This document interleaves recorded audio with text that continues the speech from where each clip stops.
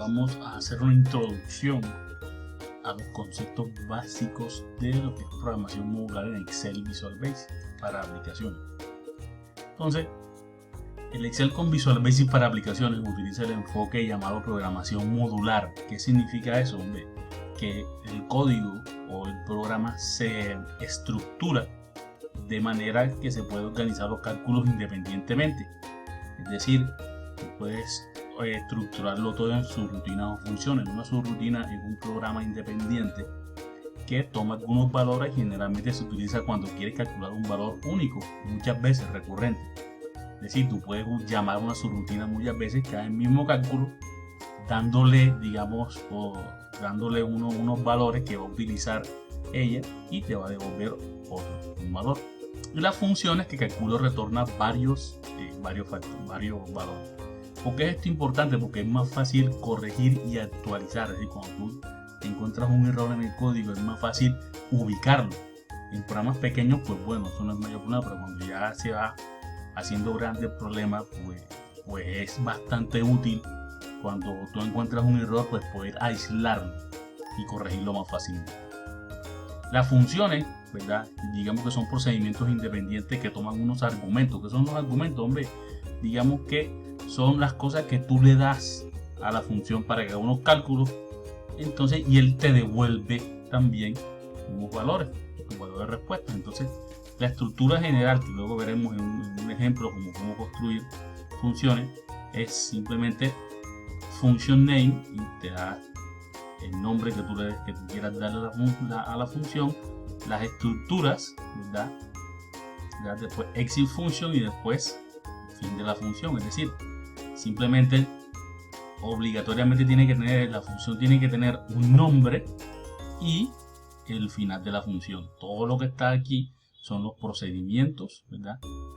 Function, después nombre, después la lista de argumentos. Es decir, todos esos valores que van, por ejemplo, a utilizar la función para devolverte, ¿verdad? Uno o varios valores. Generalmente aquí vamos a aprender que esos valores o esos argumentos pasen utilizando la interfaz de Excel. Es decir, tú puedes utilizar las celdas de Excel para meter los valores que va a utilizar tu función y también que esa función sea capaz de pasar los valores de respuesta a las celdas de Excel. Entonces también están las subrutinas, ¿verdad? Las subrutinas son también, digamos, una especie de módulos independientes que también se utiliza, por ejemplo, simplemente se tiene un nombre, ¿verdad? Y con estos corchetes un nombre sub, que significa una subrutina. Aquí en Visual Basic para aplicaciones tenemos que cuando tienes el apóstrofe, pues es un comentario, es decir, estos son comentarios que hace el programador para ubicarse o para orientarse. Y las variables, por ejemplo, simplemente si tú le dices que tome estos dos valores, ¿verdad? Simplemente sea igual a la suma de esos dos valores. Entonces, digamos que esta subrutina, pequeña subrutina, y que lo muestre el valor en una caja, ¿verdad? En una caja que tú previamente has creado y después fin de la subrutina. Entonces, aquí él está transfiriendo el control a la función suma, que es la que va a hacer la suma de estos dos valores, y después ese valor pues lo va a devolver aquí a suma y lo va a pasar a la variable C. Entonces simplemente tienes una subrutina y una subrutina puede llamar a una función. Entonces, y esa subrutina está dentro de un programa principal o puede estar simplemente como un módulo que esté detrás de una hoja de Excel. Entonces, todo esto vamos a aprender cómo hacerlo y cómo hacer cosas. Pues vamos a comenzar con cosas muy básicas y después iremos haciendo cosas un poco más elaboradas. Este ejemplo que vamos a hacer en el siguiente vídeo es, por ejemplo, si tú tienes una fórmula en caída libre. Entonces, la fórmula de un objeto en caída libre, digamos los puntos de azul son la fórmula que es función de qué, de la gravedad, de la masa, del coeficiente de arrastre, la velocidad inicial, el tiempo, ¿verdad? Esto es tiempo en el cual se abre el paracaídas, pero esto es para la otra función, y también un coeficiente de arrastre después de abrir paracaídas. Si nosotros, por ejemplo, metemos solamente la fórmula de caída libre, es decir, la velocidad máxima que puede alcanzar un objeto en caída libre, tendremos que la gráfica azul, ¿verdad? Que va asintóticamente hacia un valor constante. Se llama la famosa velocidad final. Pero si nosotros tenemos, por ejemplo, aquí, veremos en la siguiente diapositiva, que aquí lo que tenemos es una fórmula de Excel, ¿verdad? Aquí en las celdas amarillas, ¿verdad?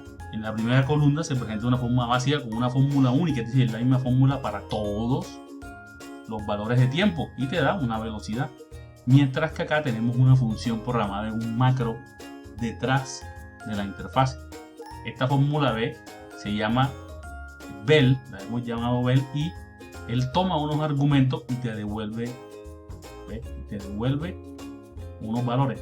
Lo que tiene esto es que tú puedes decirle a qué tiempo quieres abrir paracaídas, cosa que no abre aquí porque es una sola fórmula para todo el tiempo.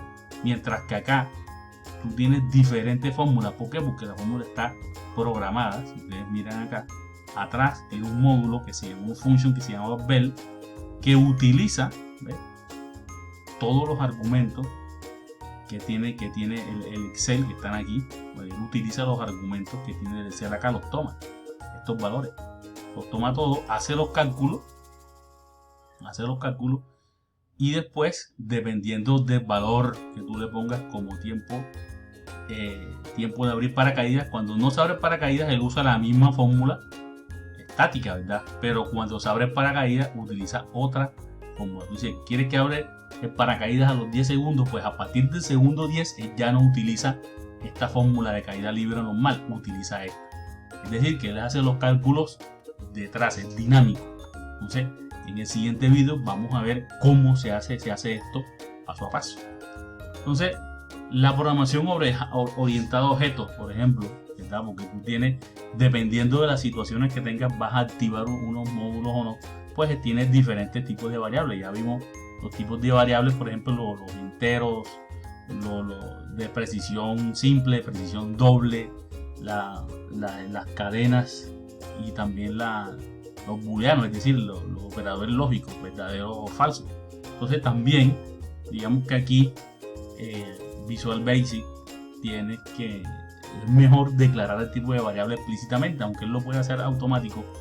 Es mejor cuando se trabajan programas elaborados declarar el tipo de variable al principio, con variable type y nombre de la variable. Entonces aquí, cuando el código se ejecuta, pues despliegan diferentes valores dependiendo del tipo de variable. Entonces digamos que no todo es felicidad, porque debemos declarar las variables y esto pues consume más tiempo de cálculo, pero es mejor a la larga. También cuando, por ejemplo, la orden dim, lo que te dice también es te da la dimensión, ¿verdad?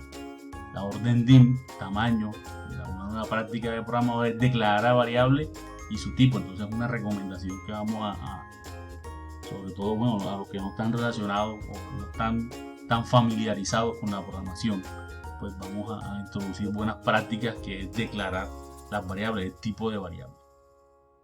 También aquí, por ejemplo, en la orden option explicit, lo que te obliga al programador a que siempre las variables, a que cuando tú ejecutas o tú compilas, más bien compilar es convertir el código de texto que tú programas en un ejecutable, te obliga a que todas las variables tienen que estar declaradas. Entonces esto es una opción que también tiene la cinta de programador. Las opciones de programador te dice declaración de que todas las variables se declaren explícitamente. Entonces vamos ahora a hacer un ejemplo donde vamos a tomar una fórmula sencilla. Vamos a programar la fórmula de caída libre como un Excel, como una fórmula normal en Excel, pero también la vamos a programar como un macro.